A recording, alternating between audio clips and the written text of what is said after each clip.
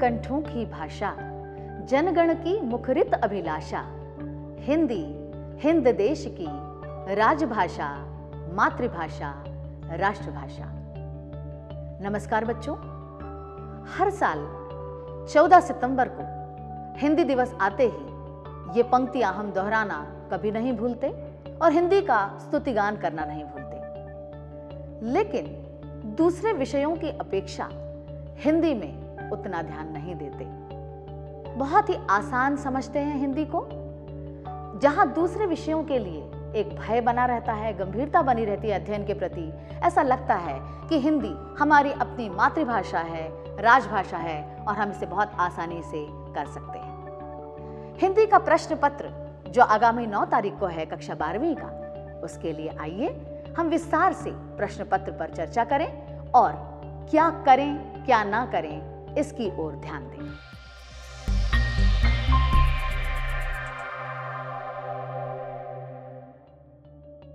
हम सभी जानते हैं कि आरोह, वितान और अभिव्यक्ति और माध्यम, इन तीनों ही पुस्तकों से हमारा पूरा पाठ्यक्रम बना हुआ है। प्रश्न पत्र 3 खंडों से मिलकर बनता है, खंड क, ख और ग। खंड क जो कि अपठित बोध पर आधारित होता है, अपठित काव्यांश और अपठित गद्यांश।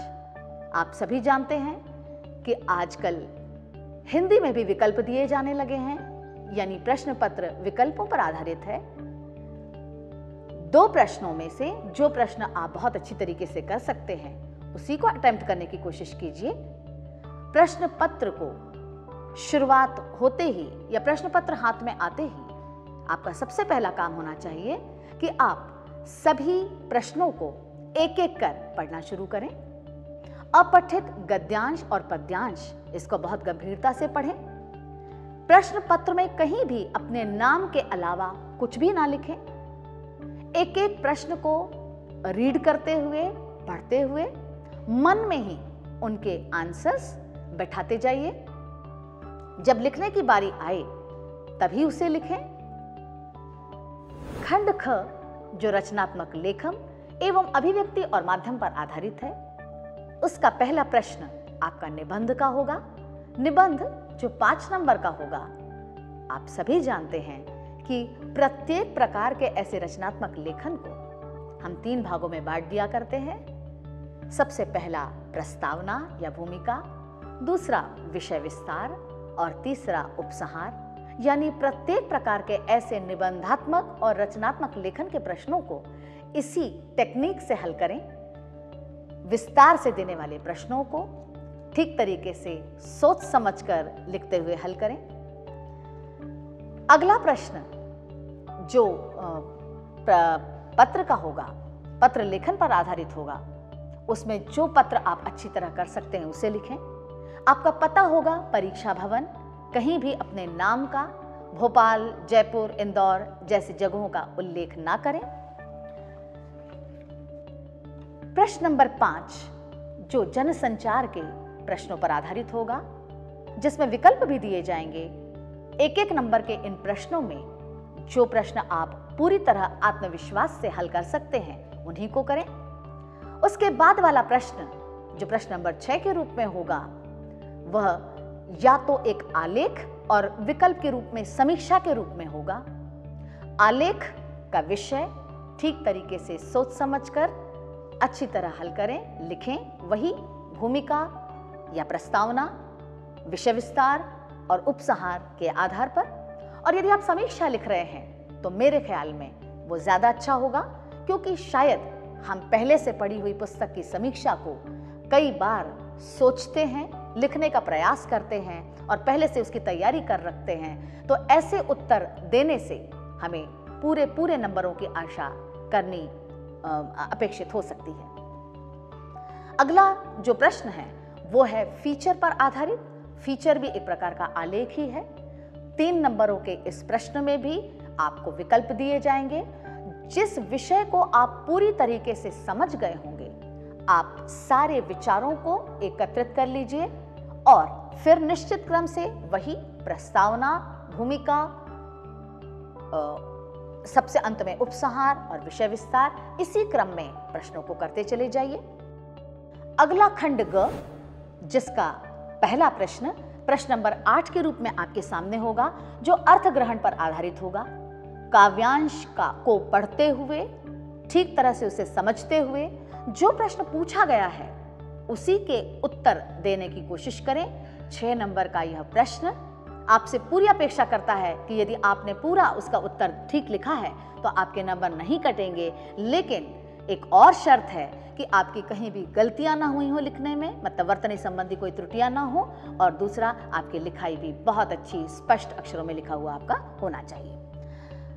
इसमें भी चूंकि विकल्प है तो जिस काव्यांश को आप अच्छी तरह से हल कर सकते हैं उसे ही हल करने की कोशिश कीजिए। इस बात का हर हमेशा आपको ध्यान रखना पड़ेगा। अगला प्रश्न 9 खंड ग से ही, ये जो है वो काव्य सौंदर्य यानी शिल्प सौंदर्य और काव्य भाव सौंदर्य पर आधारित है। काव्य सौंदर्य से संबंधित पूछे गए प्रश्न जो 4 नंबर के होंगे, भाव सौंदर्य हो या शिल्प सौंदर्य हो, यानी उस काव्य के छंद, अलंकार, भाव या फिर भाषा शैली जैसे प्रश्नों को ठीक तरीके से सोच समझकर हल करें। कुछ महत्वपूर्ण बिंदुओं को जो कि आपको रेखांकित करने की इच्छा हो उसे पेंसिल से रेखांकित करते चले जाएं। प्रश्न नंबर 10 कविता के प्रश्नों पर आधारित होगा। बिल्कुल भी आवश्यक नहीं कि पाठ्य पुस्तक के पीछे लिखे हुए प्रश्नों के ही जवाब देने होंगे, क्योंकि आज आपकी चिंतनशीलता, तर्कशीलता और आपकी लेखन कौशल को देखने के लिए, उसको परखने के लिए, उसे जांचने के लिए बहुत बीच बीच से प्रश्न किए जाते हैं और आपको उसकी पूरी तरह प्रैक्टिस भी दी जाती है साल भर। तो उसके प्रश्न जो आपको विकल्प के रूप में मौजूद होंगे 4 और आपको करने होंगे 2, आप ठीक तरीके से फिर सोच समझकर 3-3 नंबर के ये 2 प्रश्न भी बहुत अच्छे से हल करिए। और ध्यान रहे आपकी गलती ना हो। यदि प्रश्न बहुत ज्यादा बड़ा हो रहा, उसका उत्तर जो बहुत ज्यादा बड़ा हो रहा हो, तो उसे पैराग्राफ में यानी अनुच्छेद बनाकर लिखिए, तो आपके लिए बहुत अच्छा होगा। अगला प्रश्न प्रश्न नंबर 11 के रूप में आपके सामने होगा, जो गद्य पर आधारित होगा, गद्य खंड पर आधारित होगा आरोह पाठ्य पुस्तक के। और इस गद्य खंड में सबसे पहला प्रश्न गद्यांश के आधार पर प्रश्नों के उत्तर देने होंगे, जो कि पठित ही होंगे, निश्चित बात है। इसमें जो प्रश्न पूछे जाएंगे वो 2-2 नंबर के 3 प्रश्न होंगे। आपको उस अनुच्छेद को पढ़ते हुए प्रश्नों के उत्तर देने हैं। प्रश्न जो पूछे जा रहे हैं उसी के उत्तर दीजिए। अपने मन से प्रश्न बनाकर उसका उत्तर लिखने की आवश्यकता नहीं है। जो पूछा जाए उसको ध्यान में रखिए। मेरा कहने का मतलब यह है कि विषय से भटक कर, प्रश्न से भटके हुए उत्तर ना दें। स्टिक रहिए, ध्यान रखिए कि जो उत्तर देने हैं, जो प्रश्न पूछे गए हैं, उसी का उत्तर आपके सामने हो। इसमें भी चूंकि विकल्प होगा तो जो आपको उत्तर ज्यादा उचित लगते हैं देने, जो आपको अच्छी तरह आते हैं, वही लिखें। और अब होगा प्रश्न नंबर 12 आपके सामने। गद्य खंड के पाठों के पीछे और पाठों पर आधारित प्रश्नों के उत्तर आपको देने होंगे। पहले से ही आपको यह बोला जाता है कि प्रत्येक पाठ को शुरू से लेकर अंत तक आपको पढ़ना चाहिए। पाठ के बीच बीच में से भी प्रश्न पूछे जाएंगे और कक्षा 12वीं के छात्रों से हम ये उम्मीद करते हैं कि आपको प्रश्नों के उत्तर देना अब आ चुके होते हैं। आप बहुत अच्छी तरीके से खुलकर अपनी बात को लिखिए, अपनी बात को तर्क सहित लिखने की कोशिश कीजिए। आपके किसी प्रकार के नंबर नहीं कटेंगे, बशर्ते आपकी गलतियां ना हो और आपने उत्तर सटीक दिए हुए हो। प्रश्न नंबर 13 और 14 ये पाठ्य पुस्तक वितान पर आधारित है। आप सभी जानते हैं 4 पाठ हमारे पाठ्य पुस्तक वितान में हैं और इन चारों पर आधारित प्रश्नोत्तर इन दोनों ही खंडों में पूछे जाएंगे। जाहिर सी बात है कि ये सभी प्रश्न पर जो हैं वो निबंधात्मक हैं। 4-4 नंबरों के इन आंसर्स के लिए भी विकल्प आपके सामने मौजूद हैं। पहला प्रश्न जो प्रश्न नंबर 13वें के रूप में आपके सामने है, 2 प्रश्न आएंगे, उसमें से किसी एक का उत्तर करना होगा। 4 नंबर का ये प्रश्न का उत्तर है। आपसे 1 से 1.5 प्रश्न का आपका उत्तर होगा, ऐसी अपेक्षा की जाती है। बड़े बड़े पैराग्राफ होने की बजाय आप पैराग्राफ को तोड़ते चलिए, अपने विचारों को, अपने भावों को समेटते चलिए पैराग्राफों में और विस्तार से इनके उत्तर दीजिए।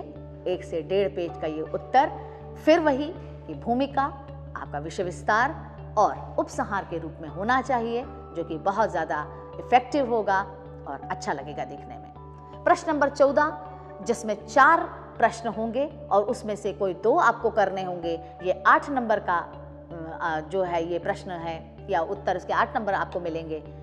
तो इस प्रकार फिर वही भूमिका यानी प्रस्तावना, विषय विस्तार और फिर अंत में उपसंहार, इसी को लेते हुए आपको प्रश्नों के उत्तर देने हैं। प्रश्न पत्र हल करते समय जिन बातों का ध्यान रखना जरूरी है उनमें से सबसे पहले है स्वच्छता, स्पष्ट लिखावट का विशेष ध्यान रखें।